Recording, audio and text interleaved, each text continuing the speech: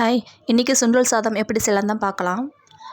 இது செய்கிறதுக்கு நேற்று நைட்டே 1/4 கிலோ அளவுக்கு சுண்டலை 2 தடவை கழுவி ஊற போட்டேன். இப்போ இதை குக்கரில் 4 விசில் விட்டு எடுத்துக்கலாம்.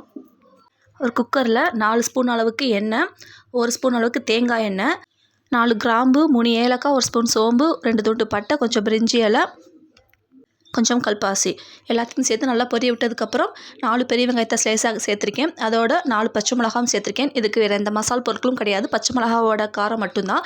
வெங்காயம்லாம் நல்லா வதங்கினதுக்கப்புறம் ஒரு கைப்பிடி அளவுக்கு புதினா, ஒரு கைப்பிடி அளவுக்கு மல்லி இலை எல்லாத்தையும் சேர்த்து வதக்கிட்டு 3 தக்காளி சேர்த்து அது நல்லா மசிகிற அளவுக்கு வேக விட்டுக்கோங்க.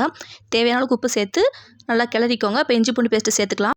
4 ஸ்பூன் அளவுக்கு இஞ்சி பூண்டு பேஸ்ட்டு சேர்த்து அதோட ராஸ்மெல் போகிற அளவுக்கு நல்லா வதக்கிக்கோங்க. நல்லா வதங்கினதுக்கப்புறம் நம்ம வேக வச்சுருக்க சுண்டலை சேர்த்துக்கலாம்.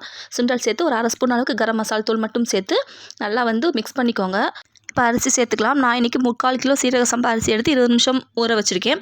தண்ணி வடிகட்டி சேர்த்துக்கலாம். இப்போ எந்த அளவுக்கு அரிசி எடுத்துருக்கணும் அந்த அளவுக்கு தேங்காய் பால், உங்களுக்கு தேங்காய் பால் அதிகமாக திகட்டுது அப்படின்னா நீங்கள் பாதி தேங்காய் பால் பாதி தண்ணி கூட சேர்த்துக்கலாம். நான் இன்றைக்கி முழுவதுமே தேங்காய் பால் தான் சேர்த்துருக்கேன். அப்போ தான் சாதம் நல்லா பொழு ரொம்ப டேஸ்ட்டாக இருக்கும். கடைசியாக 1/2 எலுமிச்சம்பழத்தோட சாறு, 1 ஸ்பூன் நெய் சேர்த்து கிளறிக்கோங்க. உப்பு செக் பண்ணிக்கோங்க. இந்த அளவுக்கு தண்ணி வற்றினதும் மூடி போட்டுக்கலாம். மூடி போட்டு ஒரு விசில் விட்டு எடுத்துக்கோங்க. ஒரு விசில் வந்ததுக்கப்புறம் 5 நிமிஷம் லோ ஃப்ளேமில் வச்சு ஸ்டவ் ஆஃப் பண்ணிக்கோங்க. அவ்வளோதான், சூப்பரான சுண்டல் ரைஸ் ரெடி ஆயிடுச்சு. பாருங்கள் எவ்வளோ சூப்பராக இருக்குன்னு. சாப்பிடவும் ரொம்ப டேஸ்ட்டாக இருக்கும். சுண்டல் சேர்த்துக்கனால ஹெல்த்தியாகவும் இருக்கும். நீங்களும் வீட்டில் ட்ரை பண்ணி பார்த்துட்டு எப்படி இருந்துச்சு மறக்காமல் சொல்லுங்கள். நாளைக்கு இன்னொரு ரெசிபியோட சந்திக்கிறேன். டாடா.